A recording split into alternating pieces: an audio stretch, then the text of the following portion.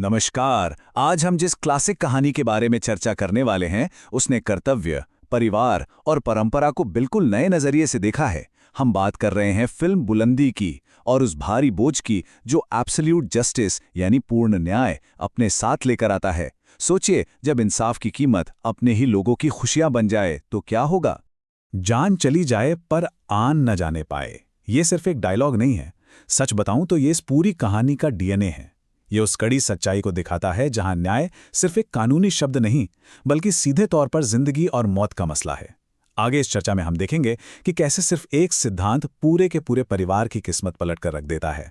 तो यहाँ एक बेहद गहरा और चुभने वाला सवाल उठता है, एक अटूट कसम को निभाने के लिए कोई परिवार किस हद तक जा सकता है। इसी सवाल के आगे पीछे हमारी कहानी के 3 बेहद भावुक और दर्दनाक हिस्से घूमते हैं। ये एक ऐसे तूफान की आहट है जिसका आना तय है। कहानी की शुरुआत होती है न्याय के कुर्सी से। हम सीधे चलते हैं भारतपुर, एक ऐसी जगह जहां आधुनिक अदालत या पुलिस की कोई खास अहमियत नहीं है। यहां चलता है पंचायत का राज, एक ऐसी पारंपरिक व्यवस्था जहां गांव का मुखिया ही अंतिम अथॉरिटी है। कानून कितना भी बड़ा हो, भारतपुर में पंचायत का आदेश हर अदालत और हर पुलिस स्टेशन से ऊपर माना जाता है। और इस ताकतवर व्यवस्था के सबसे बड़े प्रतीक हैं दादा ठाकुर। उनका सीधा सा मानना है कि जो इंसान जान देकर भी आन की रक्षा करता है, वही न्यायाधीश इंसाफ की बुलंदी को छूता है। ये बात उनके अटूट नैतिक मापदंड को दिखाती है। लोग उन्हें आम इंसान नहीं समझते, वो न्याय के एक ऐसे देवता हैं जिनसे कभी कोई गलती हो ही नहीं सकती। ऐसा सभी का विश्वास था। लेकिन ध्यान दीजिए, ये रुतबा ऐसे ही बिना कीमत के नहीं मिलता। दादा ठाकुर का कानून बेहद सख्त है। उनके गांव में पुलिस के लिए कोई जगह नहीं है। सबको मुखिया के आदेश का पालन करना होता है। और सबसे बड़ी बात, फैसले बिल्कुल निष्पक्ष होते हैं। फिर चाहे कटघरे में अपना सगा खून ही क्यों ना खड़ा हो, सजा ऐसी जैसे समाज से पूरी तरह बहिष्कार कर देना। ये खौफ और सम्मान का एक अजीब सा मेल था। पर जहां ऐसी कड़ी परंपराएं होती हैं, वहां आधुनिकता से टकराव होना तो लाजमी है। अब जरा इस टकराव को समझते हैं। एक तरफ है मीना, शहर में पली बड़ी आधुनिक विचारों वाली। उसे व्यक्तिवाद पसंद है, वो अंधे आज्ञा पालन पर सवाल उठाती है और बराबरी चाहती है। दूसरी तरफ है ठाकुर परिवार की सदियों पुरानी परंपराएं, जहां एक सख्त हायरार्की है, बिना सवाल किए आदेश मानना होता है और परिवार का मुखिया ही सब कुछ है। ये सिर्फ 2 लोगों का नहीं, 2 बिल्कुल अलग सदियों की सोच का टकराव है। जब मीना देखती है कि उसका पति अर्जुन अपने बड़े भाई की हर बात आंख मूंद कर मानता है, तो उसे लगता है कि ये तो गुलामी है। और तब अर्जुन बेहद दुख के साथ कहता है, तुम हम भाइयों के प्यार को गुलामी कहती हो। ये एक लाइन पूरी तरह से दिखा देती है कि अर्जुन की श्रद्धा कितनी गहरी है। और सच कहूं तो यही श्रद्धा उन दोनों के बीच एक बहुत बड़ी सांस्कृतिक खाई पैदा कर देती है। इस आंतरिक टकराव के बीच ही एक बेहद भयानक साजिश और धोखे का जाल बुना जा रहा था। ये दुश्मनी एक दिन में नहीं बनी। कहानी की शुरुआत में ही खलनायक के परिवार को सख्त सजा मिलती है और उन्हें गांव से निकाल दिया जाता है। लगभग 18 साल तक, जी हां, 18 साल तक वो लोग बदले की आग में जलते रहते हैं। फिर गांव में एंट्री होती है एक नई स्कूल टीचर की। पहले महीने वो टीचर दादा ठाकुर के भाई यानी अर्जुन को फंसाने की नाकाम कोशिश करती है। अगले ही महीने विलेन उस बेकसूर टीचर का खून कर देता है और पूरा इल्जाम उस भोले अर्जुन के सर मढ़ देता है। ये साजिश कदम दर कदम बेहद शातिर तरीके से रची गई थी। पहला कदम था एक मजबूर बाहर से आई औरत को हथियार बनाना।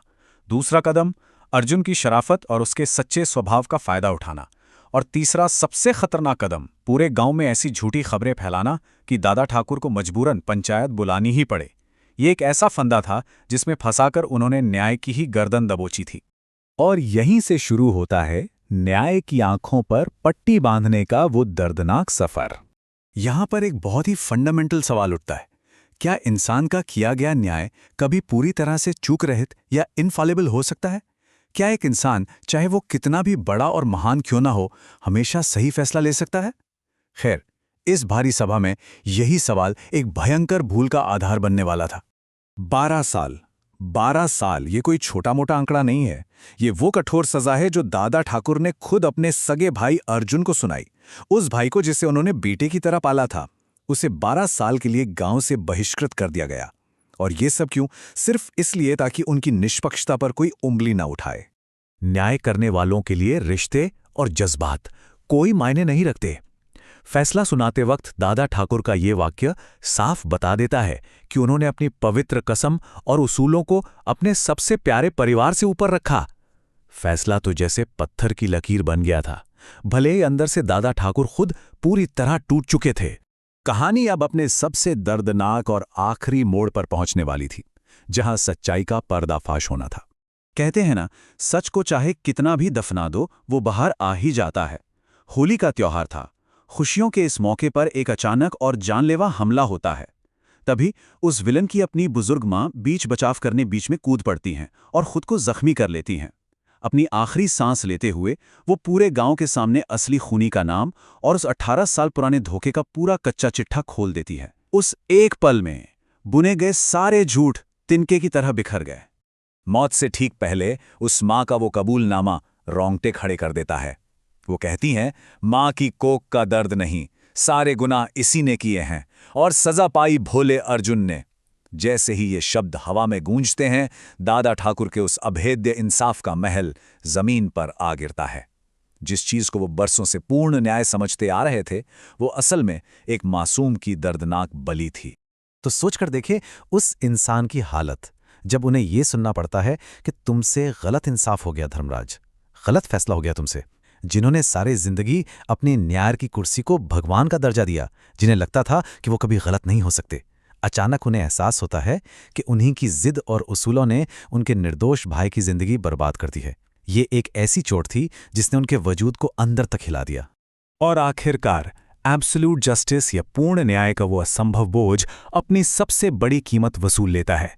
अपनी जंजाने में हुई भयंकर भूल के प्रायश्चित के तौर पर न्याय का पश्चाताप करते हुए दादा ठाकुर अपने प्राण त्याग देते हैं। ये पूरी कहानी हमें आखिर में यही सोचने पर मजबूर कर देती है कि क्या परंपराओं को बिना सवाल किए ऐसी अंधी तरह से निभाना इतने बड़े बलिदान के लायक है? क्या एक इंसान के लिए बिल्कुल इनफैलेबल होने की कोशिश करना मानवीय सीमाओं के पारे नहीं है? सोचिएगा जरूर। इस विश्लेषण में हमारे साथ जुड़े रहने के लिए बहुत बहुत धन्यवाद।